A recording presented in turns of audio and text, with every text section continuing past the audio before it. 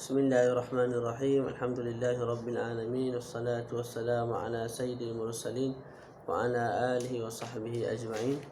Kita sambung lagi mudzakarah kitab Matan Safinatin Najah, dan telah kita sampai pada fasal baru yang membincangkan tentang pengkafanan jenazah. Kita baca matan. Faslun aqallul kafani thawbun ya'ummu wa akmaluhu lirrajuli thalathu lafaifa وللمرأة قميص وخمار وإزار ولفافتان. Di satu fasal disebut aqallul kafan, sekurang-kurang kafan yang wajib ke atas kita lakukan ke atas si mayat ialah satu pakaian yang umum, satu pakaian yang merangkumi, meliputi seluruh badan si mayat. Pakaian itu pula mesti pakaian yang halal dipakai oleh si mayat ketika mana dia hidup. Maknanya haram kita pakaikan sutera untuk si mayat lelaki. Kalau perempuan tidak ada masalah, sebab sutera haram dipakai bagi lelaki ketika mana hidup, begitu juga ketika mana mati. Tapi perempuan boleh. Okey. Jadi bagi hak mayat mesti satu pakaian yang merangkumi satu badannya, sekalipun dikafankan daripada harta orang lain, maknanya bukan duit dia lah. Jadi sekalipun menggunakan harta orang lain, mesti menutup seluruh tubuh badan si mayat. Okey. Ini hak bagi si mayat, satu pakaian yang menutup badannya. Amma binisbati li haqqillahi ta'ala, adapun jika kita pandang kepada hak Allah Ta'ala, maka pakaian yang wajib disarungkan kepada si mayat ialah pakaian yang menutup auratnya sahaja. Berbezalah lelaki, aurat lelaki, perempuan ikut aurat perempuan. Dan dalam bab jenazah tidak ada istilah hamba dan juga merdeka. Jadi lelaki merdeka sahajalah. Kita tidak bezakan antara lelaki yang merdeka dan lelaki yang hamba pada sudut aurat mereka. Ketika mana nak nak kafankan. Begitu juga perempuan. Jadi hak Allah Ta'ala ialah menutup aurat. Dengan makna kalau lelaki antara pusat ke lutut itu memang tak boleh untuk digugurkan langsung, sebab itu hak Allah Ta'ala. Kalau perempuan, seluruh badan kecuali muka dan tapak tangan dan juga belakang tangan ni lah. Tak. Itu tak boleh digugurkan langsung, sebab itu hak Allah Ta'ala. Okey. Selain daripada hak Allah Ta'ala, iaitu hak mayat yang kita sebut mula-mula tadi, maka bagi mayat ada hak untuk menggugurkan haknya itu. Contohnya mayat tu sebelum dia mati dia wasiatkan, kalau ayah mati, tolong kafankan hanya antara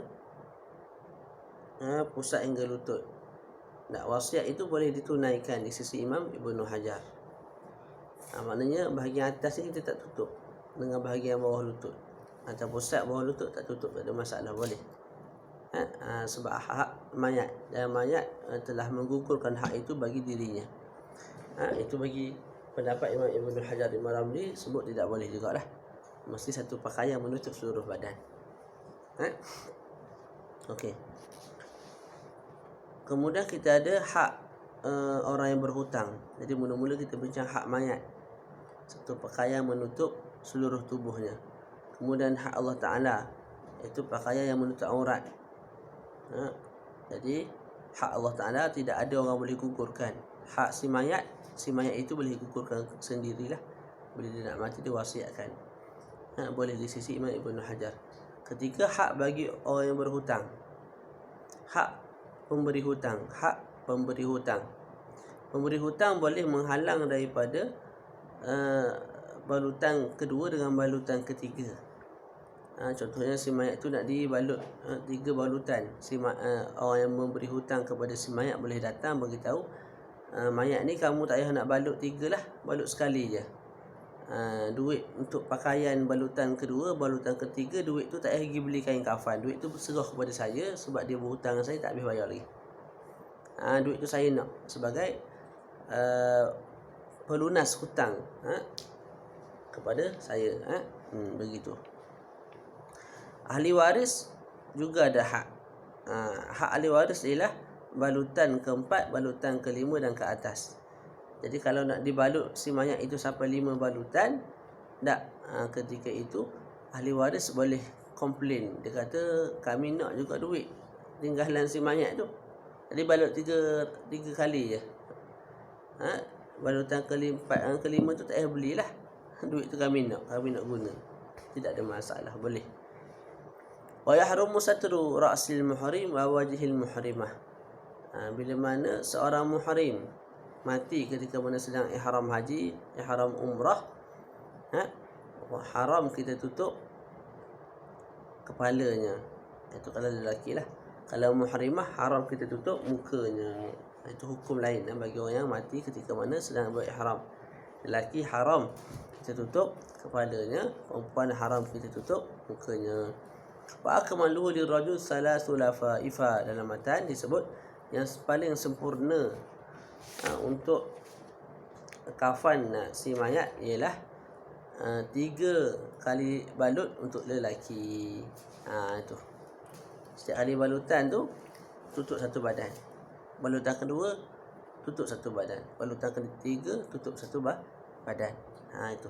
Kecuali tak adalah kalau lelaki sedang muhrim mati, tak, kecuali kepala jangan tutup. Kalau perempuan sedang muhrim, muka jangan ditutup. Okey. Haram kalau kita balut si mayat dengan satu pakaian yang menutupi seluruh badan tapi dengan susah. Nak sumbat dalam kain kafan tu sukar. Sebab apa? Sebab kain kafan tu kecil sangat. Cukup makan je nak balut si mayat. Tak boleh, haram. Mesti yang besar sikit, mudah kita nak balut. Kalau susah untuk kita balut, tak, ketika itu haram. Okey.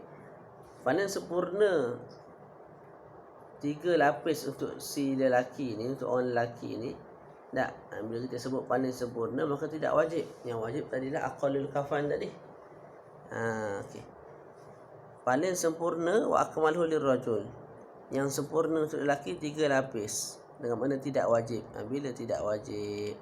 Bila dikafankan dengan harta orang lain. Si mayat tu tak ada duit, mati, dikafankan dengan harta orang lain, maknanya duit kain kafan menggunakan duit wakaf, tak, khairat kematian. Ketika itu 3 lapis lah, tak boleh kurang. Ketika itu kalau daripada duit orang lain, tak, ketika itu 1 lapis je yang wajib. Kalau daripada duit orang lain, bukan duit si mayat, kain kafan tu, tak, kita beli kain kafan tu menggunakan duit orang lain, bukan duit si mayat. Ketika itu tak adalah hak si mayat satu pakaian yang menutupi seluruh badannya. Tak. Lepas tu sunat 3 lapis. 3 lapis sunat. Kalau duit daripada duit orang lain. Kalau duit sendiri, 3 lapis itu bukan sunat dah, jadi wajib. Saya mati, saya ada duit, saya ni adakah dianggap sempurna balut 3 kali? Maknanya sunat sahaja dibalut 3 kali, hanya sekali yang wajib? Tidak. Malah saya wajib dibalut sebanyak 3 kali balutan. Sebab apa? Duit tu daripada duit saya.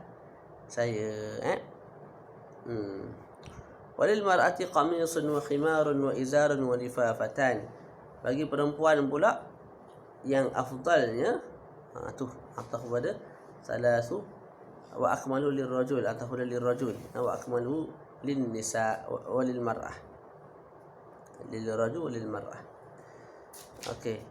Jadi yang sempurna bagi perempuan 5 pakaian.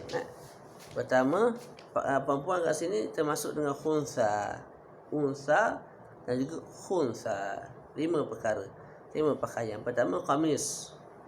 Qamis tu pakaian dia, qamis tu baju kurung tu lah, daripada tengkok ni sampai ke kaki lah. seperti mana dia hidup dia pakai lagu tu, mati pun buat lagu tu. Kemudian izar ni kain, itulah kain plekat tu, kain batik tu, daripada pusat ke bawah. Kemudian tudung macam dia hidup, tutup kepala dia.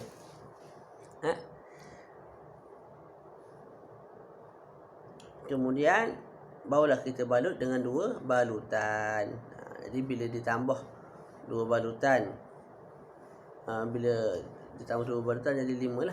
Pertama qamis, kedua izar, ketiga khimar, yang keempat lifafun, yang kelima lifafun juga, jadi 5. 5 ni kalau tidak ada ahli waris yang mahjur alaih.